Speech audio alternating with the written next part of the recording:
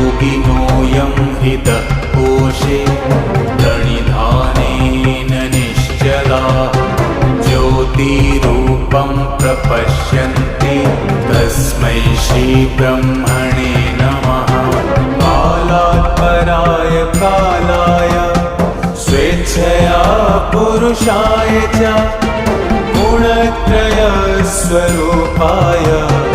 नमः प्रकृतिरूपिणे।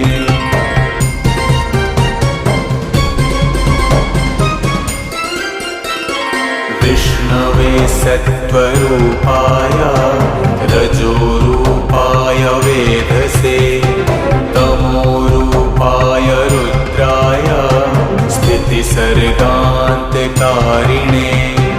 नमो नमः स्वरूपाय पंचबुद्धीन्द्रिया